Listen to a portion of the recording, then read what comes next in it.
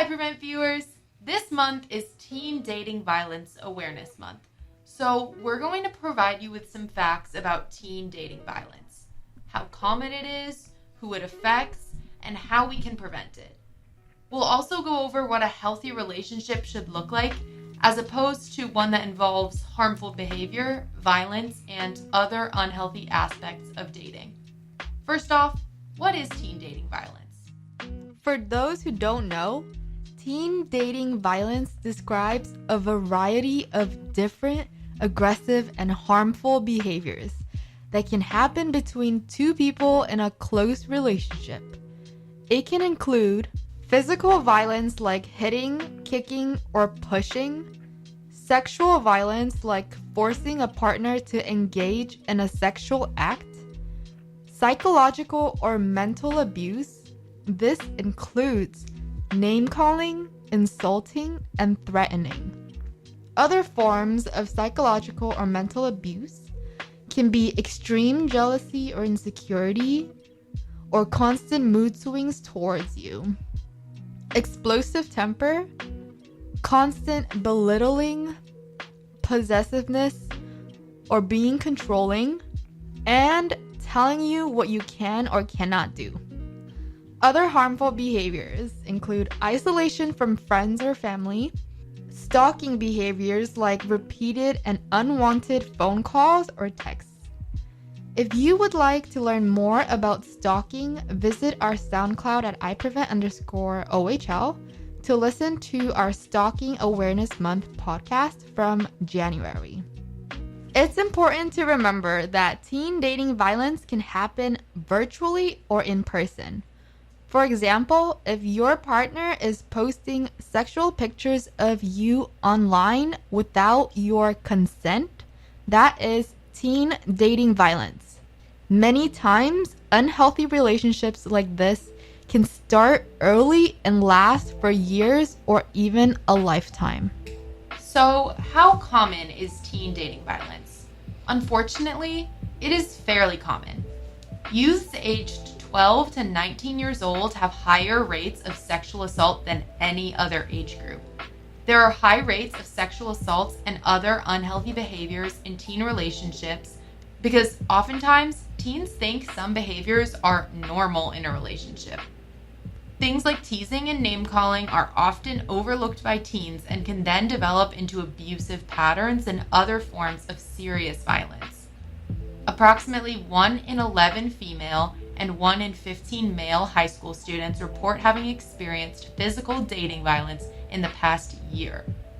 1 in 9 female and 1 in 36 male high school students report having experienced sexual dating violence in the last year.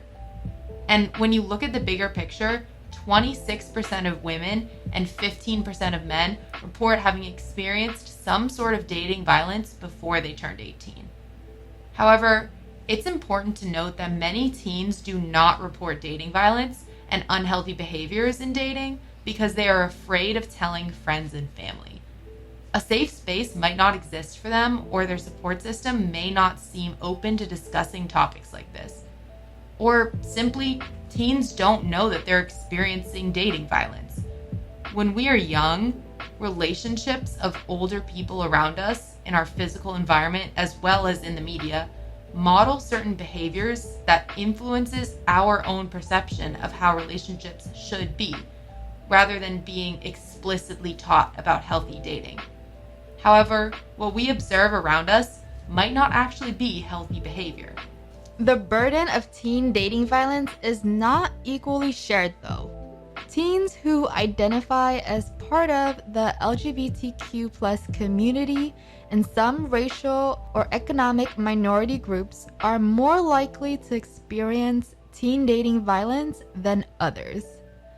Additionally, as you can see from the data that we have just shared, girls are more likely to experience dating violence than boys. Unhealthy, abusive, and violent relationships have negative effects on teens who experience them, which is why it's important to raise awareness. These types of relationships can lead to symptoms of depression and anxiety, tobacco, drug, and alcohol use, antisocial behaviors and aggression, and suicidal thoughts. Teen dating violence can also lead to difficulties in future relationships. A teen who has experienced an abusive or unhealthy relationship is more likely to be the victim or aggressor in an intimate relationship when they're older.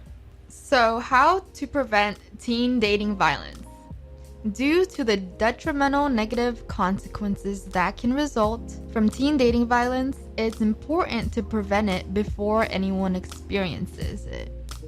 This can be done by increasing awareness, defining what constitutes unhealthy, abusive relationships, and promoting healthy, respectful relationships.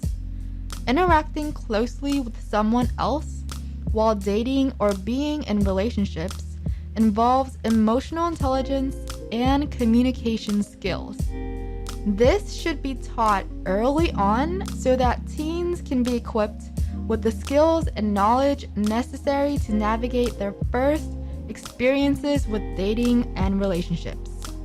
Learning early on what can happen, what to avoid, and how to act appropriately can reduce the likelihood of a teen being a perpetrator of dating violence, as well as the likelihood of being a victim of dating violence. Supportive friends and family that ensure a safe space to talk can encourage teens to speak up about violence and abuse.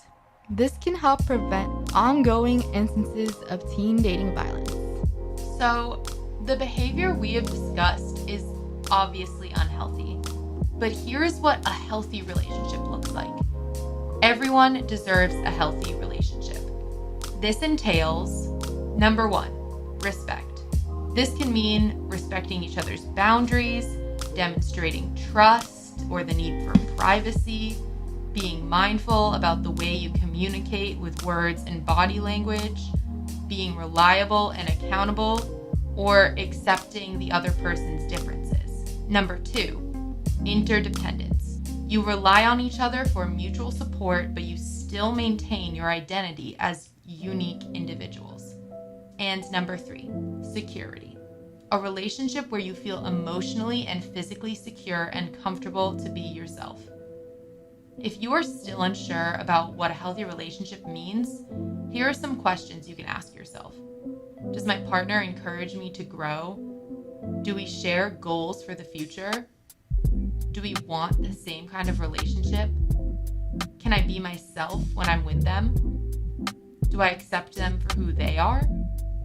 Do we give and take from each other fairly equally? Is my life better with them in it? And does our time together have meaning?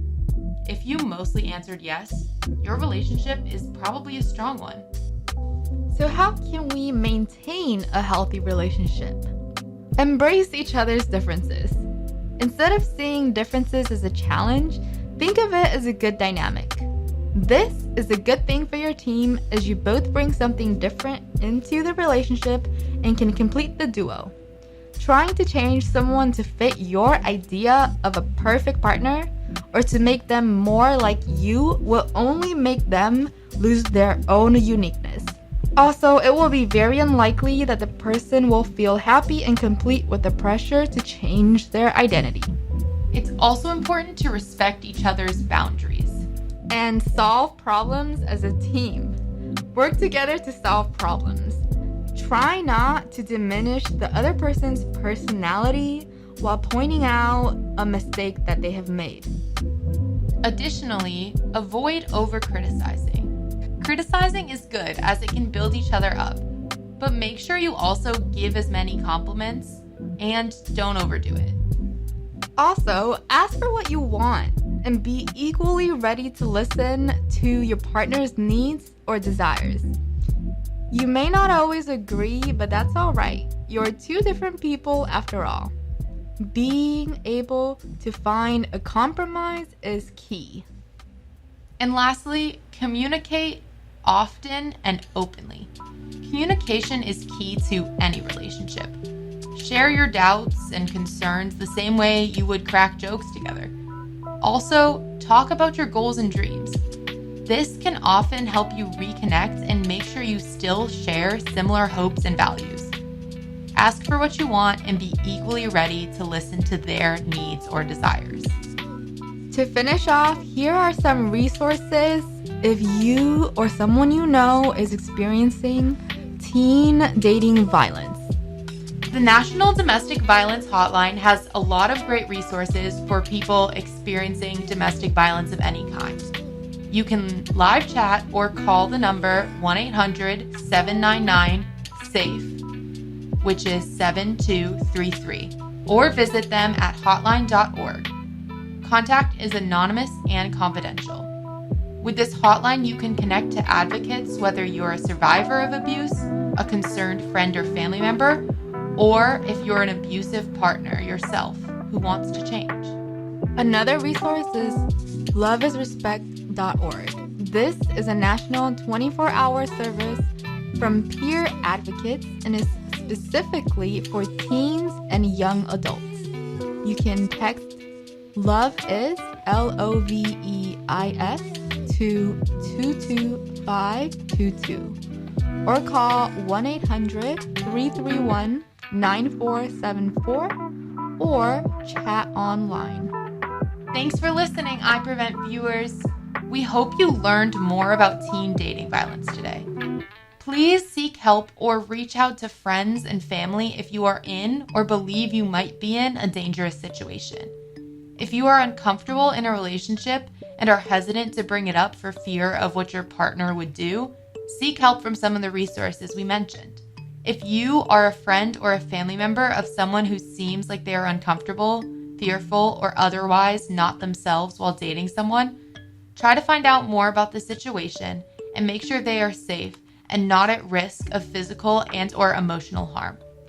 As always, iPrevent is here for your health needs. DM us at iPrevent_OHL or call us at 504-418-4955 for free condoms and lube, free HIV and Hep C testing, Medicaid enrollment, or more. Until next time.